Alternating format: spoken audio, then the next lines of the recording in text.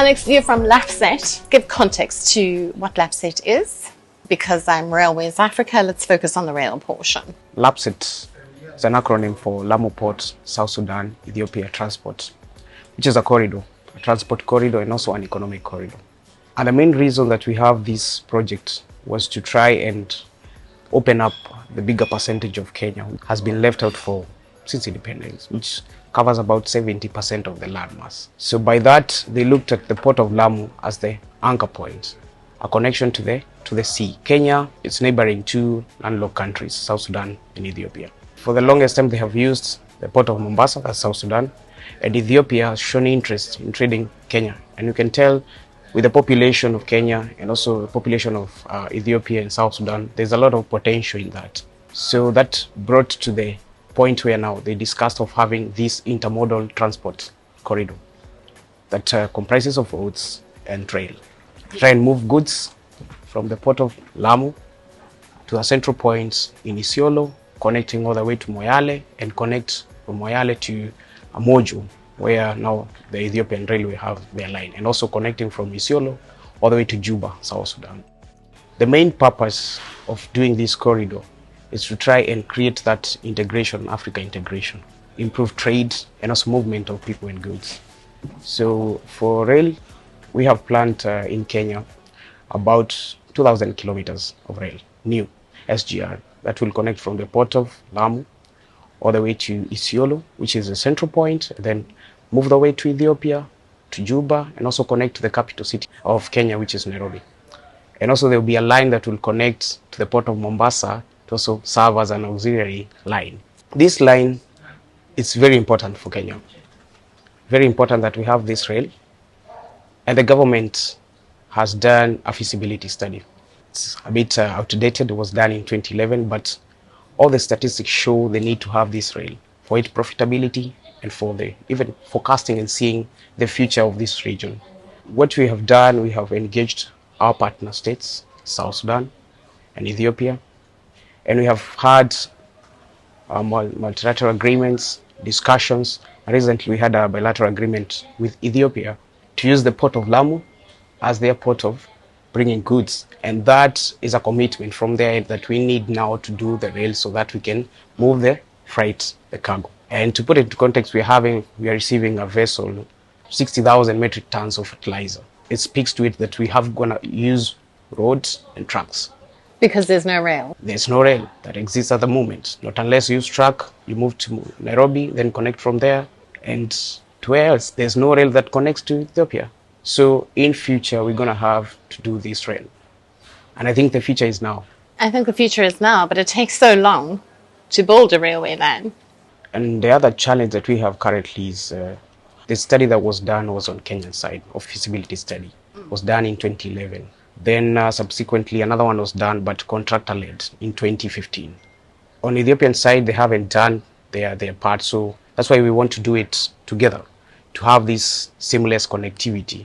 When it comes to implementation also, to have seamless connectivity, so to speak. We have requested AUDA-NEPAD, IPPF, to fund this feasibility, detailed design and engineering for both the countries, and also environmental study where necessary, to try and unlock this. The two countries would like to look for innovative ways of financing this infrastructure, because I would dare say like our physical space is not enough to fund this enormous kind of infrastructure investment required. So we are looking for innovative ways to do it, and that's why we need to undertake studies to make it to the level of bankability so that we can bring in investors. There's a ship about to arrive.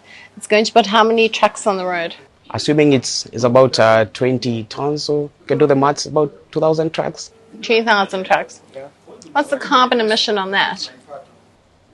It's a lot. I would not be able to quantify that, but I believe it's a lot. And if we had this rail line existing, that would be like a few trips, less emission. Whether it's diesel or electric, the emission could have been reduced by maybe 70%, 80%. So let's just talk about the takeoff agreement. If you're thinking about innovative ways of funding the railway line, let's talk about who's going to be using the railway line. Is there a way for them to give you an upfront amount so that you can take off their future fees as part of a take-off agreement? Or can they give you like a written guarantee that at least that forms part of the bankability and feasibility that you can take to the bank? That's the first part. Second part is, are you going to have open access on that line where other operators can come in? What mining activity is around there, or other resources that either need to be dug up, shipped out, or shipped in to facilitate that process?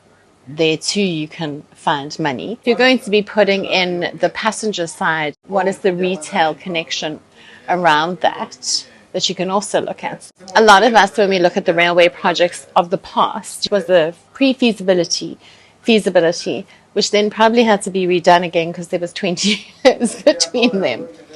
But we have got to get to a point where we're turning these projects around quicker, from thought to construction. I'll still quote the 2011 feasibility study. I would say passenger rail would not be a lucrative business for us, but you are looking at freight. Because the demand currently, the population of Ethiopia is about 120 million people. And Kenya is about 54 million people. South Sudan is coming, where it's now around 11 million.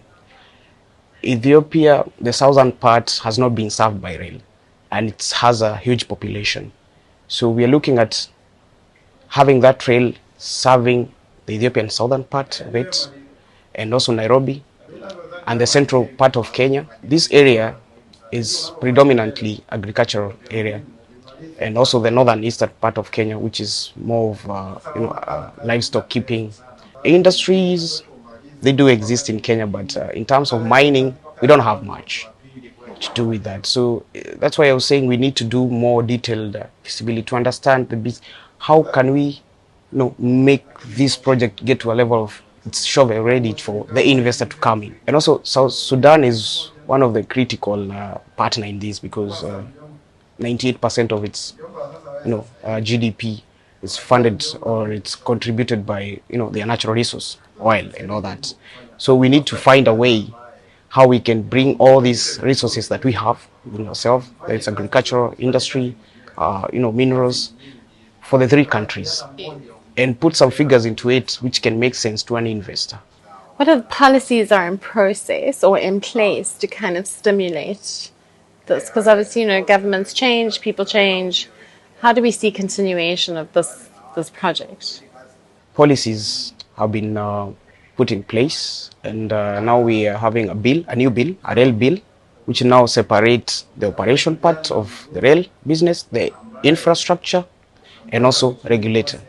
That's in preparation for open access. Yeah, open access. For the longest time, the Kenya Railways Corporation has been the operator, the owner of the infrastructure, and also the regulator. So we are trying to change that and bring in a way that it's open access, where now we can bring in the private sector to operate, and also have a strong regulator who can look into the infrastructure and also work with the other partner states.